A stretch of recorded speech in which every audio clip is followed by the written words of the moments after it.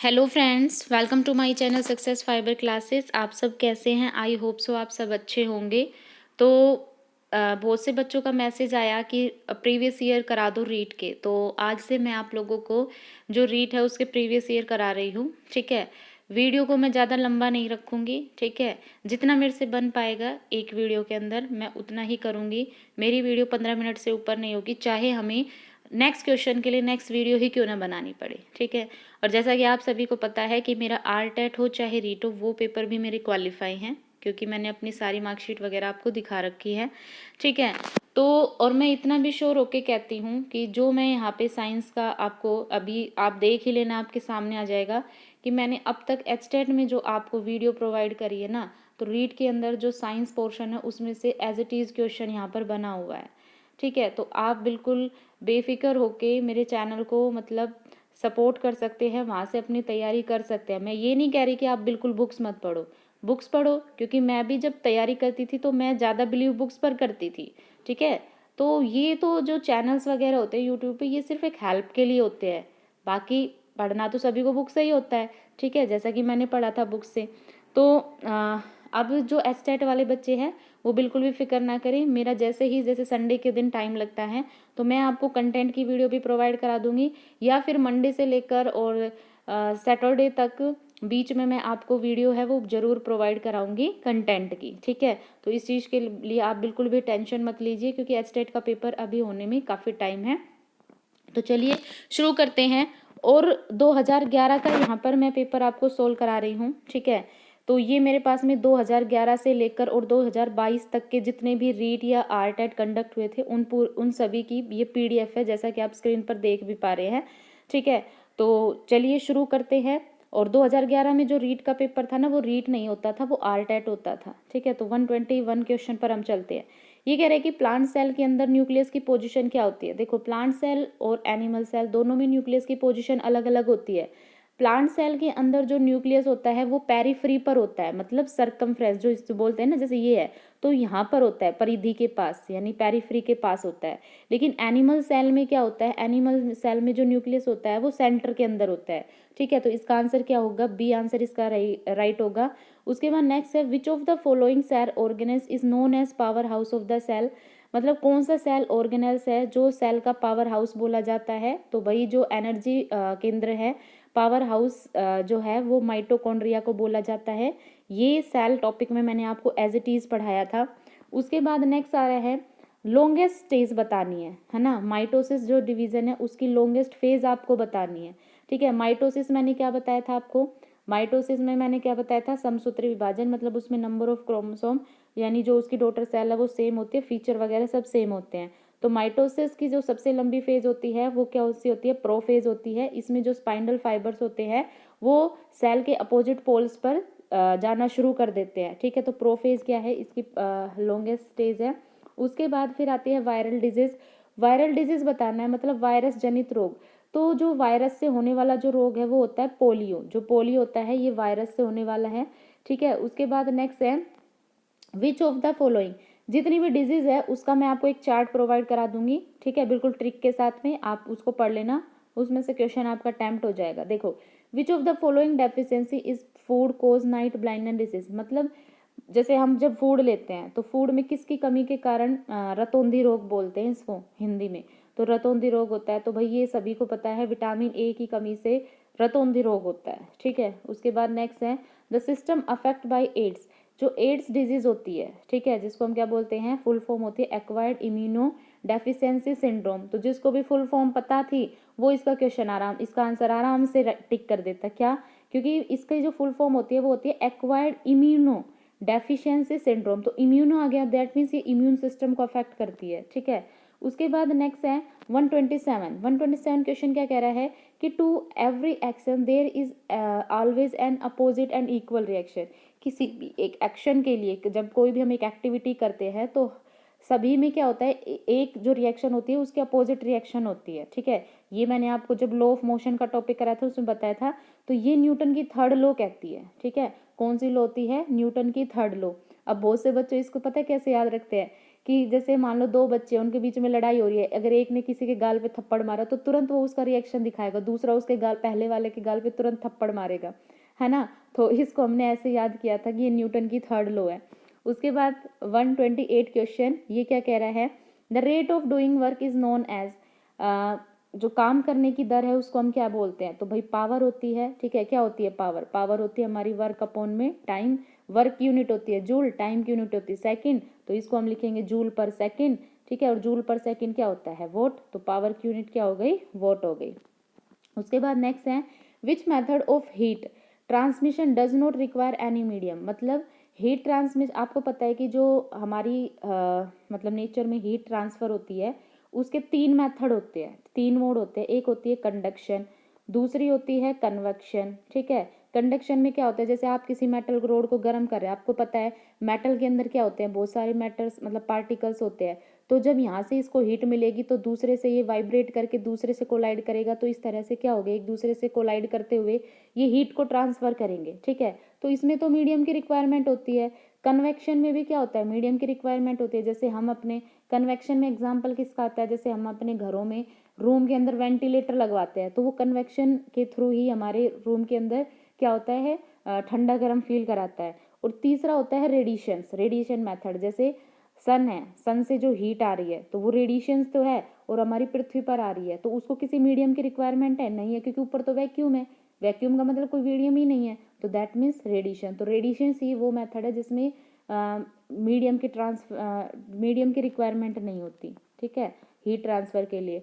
फिर next question है, with the increase of pressure, जब हम प्रेशर इंक्रीज करते हैं तो ये कह रहा है कि बॉइलिंग पॉइंट ऑफ वाटर, तो वो जो वाटर का बॉइलिंग पॉइंट होता है वो मतलब इंक्रीज होता है या डिक्रीज होता है, ठीक है।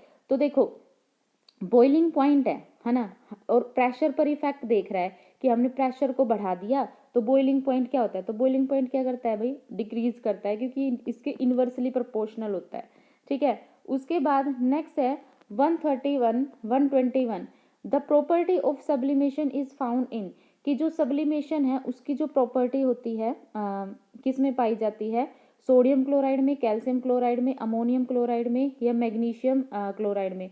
तो भाई देखो जो अमोनियम क्लोराइड होता है ना, अमोनियम क्लोराइड, ये सब्लिमेशन प्रोसेस शो करता है, तो इसका आंसर तो होगा सी। क्या होता है सब्लिमेशन, जिसमें हमारा कोई भी सॉलिड स्टेट है वो डायरेक्टली किस में कन्वर्ट होती है, गैस के अंदर। जैसे नेफ्थलीन है, नेफ्थलीन या कपूर की गोली, जैसे नवरात्र में हम जब पूजा करते हैं तो आपने देखा होगा कि हम कपूर की गोली का भोग लगाते हैं, तो जैसे हम कपूर की गोली को जलाते हैं तो उसका कोई भी रेजिड्यू नहीं बचता, सीधी वो वेपराइज हो जाती है। तो अमोनियम क्लोराइड भी सब्लिमेशन का ही एग्जाम्पल है। उसके बाद नेक्स्ट है 132, ये कह रहा है कि जो हीट रिक्वायर होती है 1 डिग्री सेल्सियस टेम्परेचर हमने राइज कर दिया, ठीक है, 1 किलोग्राम वाटर के लिए, तो जो हीट है वो कितनी रिक्वायर होती है, तो भाई वो रिक्वायर होती है 1000 कैलोरी। ये आपको ध्यान रखना है, स्पेसिफिक हीट की डेफिनेशन है, तो 1000 कैलोरी की नीड होती है। फिर 133 है, image form by a convex spherical lens, कि जो कॉन्वेक्स स्फेरिकल लेंस होता है उसके द्वारा कौन सी इमेज फॉर्म होती है। तो देखो ये जब क्वेश्चन आया था तो इसमें ना बोनस मार्क्स मिले थे, क्यों मिले थे, क्योंकि इसका आंसर है वो डी भी होगा और इसका आंसर है वो ए भी होगा, ठीक है, इमेजनरी एंड इरेक्ट, ठीक है। तो भाई रियल जो कॉन्वेक्स लेंस होता है ये कॉनकेव मिरर के मतलब उसमें वो होता है, जो कॉनकेव मिरर होता है वो कॉन्वेक्स लेंस प्रॉपर्टी शो करता है, ठीक है। अब आपको पता है कि क्या जब फोकस और सेंटर ऑफ कर्वेचर के बीच में होती है तो जो इमेज बनती है वो इमेजनरी होती है, इमेजनरी मतलब वर्चुअल होती है और इरेक्ट होती है, ठीक है। जब कहाँ होता है ऑब्जेक्ट, फोकस और सेंटर के बीच में, तब तो वर्चुअल और इरेक्ट इमेज बनती है। और वैसे जनरली क्या होता है, जो कॉन्वेक्स लेंस होता है वो रियल और इन्वर्टेड इमेज फॉर्म करता है। तो इसका आंसर ए भी होगा, इसका आंसर डी भी होगा, इसलिए क्या मिला था बच्चों को, इसका बोनस मार्क्स मिला था, ठीक है। उसके बाद 134 क्वेश्चन ये कह रहा है, for an incident ray of light if mirror is rotate by an angle theta, तो रिफ्लेक्टेड रे कितनी डिग्री से रोटेट होएगी। तो ये जो प्लेन ऑफ मिरर हम पढ़ते हैं, है ना, लाइट चैप्टर जब हम पढ़ते हैं क्लास 10th में, तो जो प्लेन ऑफ मिरर होता है उसमें उसके रूल्स होते हैं। तो उसमें क्या है, सीधा सीधा रूल्स में लिखा है कि अगर हम किसी भी मिरर को थीटा एंगल से रोटेट करते हैं ना, तो जो रिफ्लेक्टेड रे है वो 2 थीटा एंगल से शिफ्ट हो जाती है। तो इसका आंसर क्या होगा, बी होगा। उसके बाद 135 क्वेश्चन है, ये कह रहा है a patient of hypermetropia is given spectacles of. Hypermetropia क्या होता है? दूरदृष्टि दोष। ठीक है, तो हाइपरमेट्रोपिया जिस व्यक्ति को डिजीज हो जाती है तो उन पेशेंट की क्या होती है, जैसे उसकी आंख को करेक्शन किया जाता है। ठीक है, तो उसको क्या दिया जाता है? स्पेक्टिकल्स दिए जाते हैं उस डिजीज को करेक्शन करने के लिए। ठीक है, तो उस स्पेक्टिकल्स में आपको बताना है कि कौन सा लेंस हम यूज करते हैं। तो देखो, जो हमारा हाइपोमेट्रोपिया होता है जिसको हम निकट दृष्टि दोष बोलते हैं, तो उसमें तो कॉनकेव लेंस प्रोवाइड किया जाता है, लेकिन जो हाइपरमेट्रोपिया होता है उसमें ना कॉन्वेक्स लेंस है वो प्रोवाइड किया जाता है। ठीक है, अब आप इसको ऐसे याद रखते हो, जैसे ऐसे याद रख सकते हो, जैसे मैंने आपको ट्रिक्स बता दी। एक ट्रिक्स है अनिल, मतलब जब हम पढ़ते थे तो मैंने जनरली ये ट्रिक देखी थी। अनिल, तो नी से होता है निकटवर्ती। ठीक है, नी से होता है निकटवर्ती, ऐसे होता है अवतल। अवतल को हम इंग्लिश में क्यों बोलते हैं? Concave lens.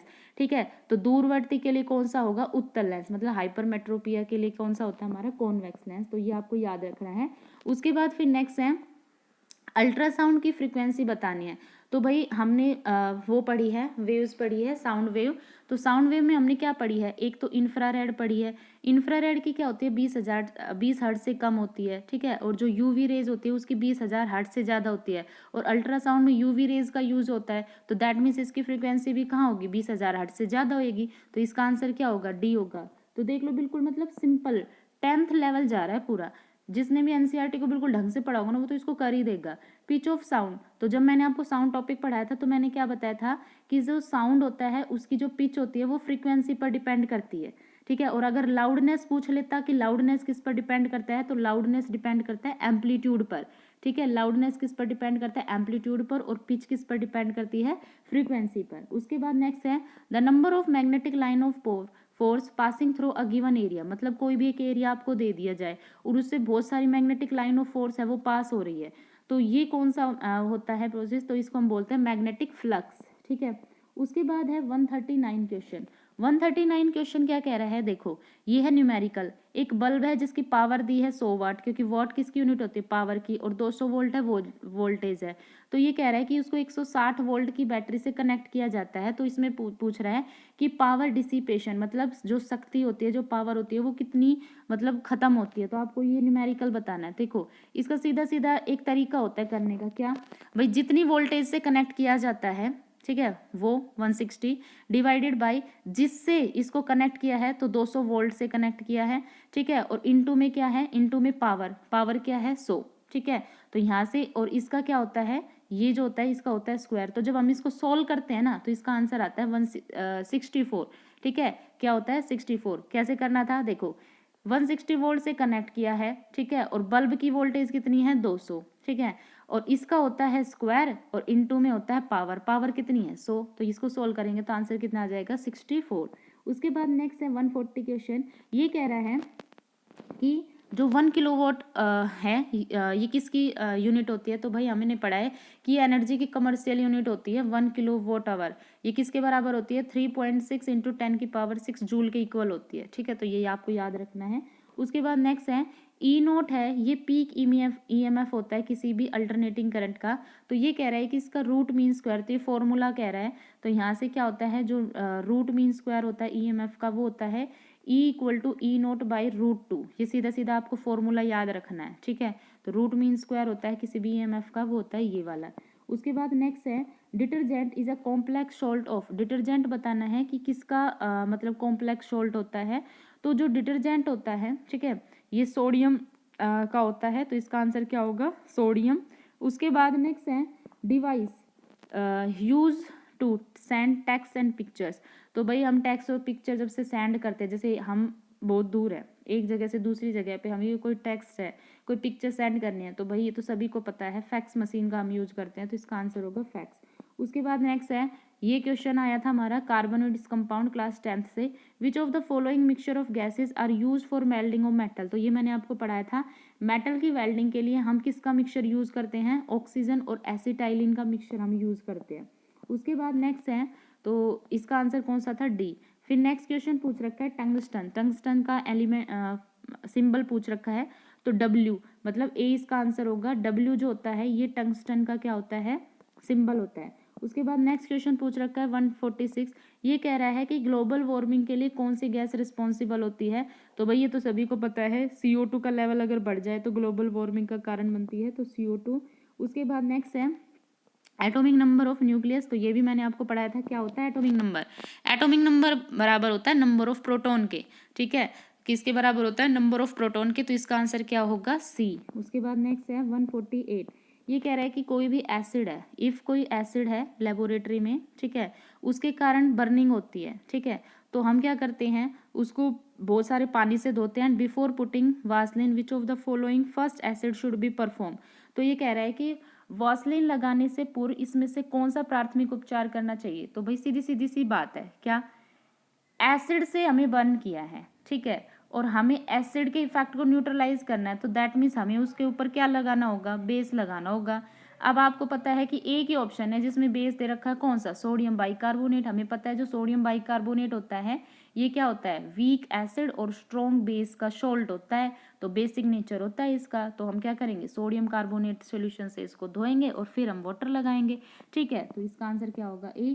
उसके बाद है 149 क्वेश्चन, ये कह रहा है कि वो जगह है जहाँ पर स्मॉल अमाउंट लाइक जैसे स्मॉल एनिमल जैसे टर्माइट्स हो गई, दीमक वगैरह हो गई, ठीक है, मक्खियाँ हो गई, अर्थवर्म, केचुए हो गए, इनको जब पालते हैं, ठीक है, उनके हैबिटेट के अकॉर्डिंग, तो मतलब जहाँ पे इनकी रेयरिंग होती है उनको क्या बोलते हैं, तो उनको बोलते हैं टेरेलियम, ठीक है, क्या बोलते हैं, टेरेलियम। उसके बाद बस यहाँ पे ये क्वेश्चन खत्म। तो ये हमारे साइंस सब्जेक्ट के क्वेश्चन थे। अब आप देख लो कि पेपर का लेवल कहाँ तक जा रहा है, 10th तक, यानी आपको इसमें 6th 7th 8th की बुक तो बिल्कुल अच्छे से पढ़नी पड़ेगी, ठीक है, तब जाके आपका यहाँ पे रीट है वो क्वालिफाई होगा, क्योंकि मैंने भी 6th 7th 8th की सारी बुक पढ़ी थी। आई होप आपको मेरी सीरीज अच्छी लगी है ना। तो अगर अच्छी लगी है तो चैनल को लाइक कर दीजिए, शेयर कर दीजिए, है ना। इसके जो मैथ वाला पोर्शन है वो भी मैं आपको सोल्व कराऊंगी, ठीक है, तो थोड़ा सा मैथ भी मेरे से पढ़ के देख लीजिए। तो आई होप आपको वीडियो अच्छी लगी है, तो चैनल को ज़्यादा से ज़्यादा लाइक शेयर सब्सक्राइब कीजिए। Thank you very much.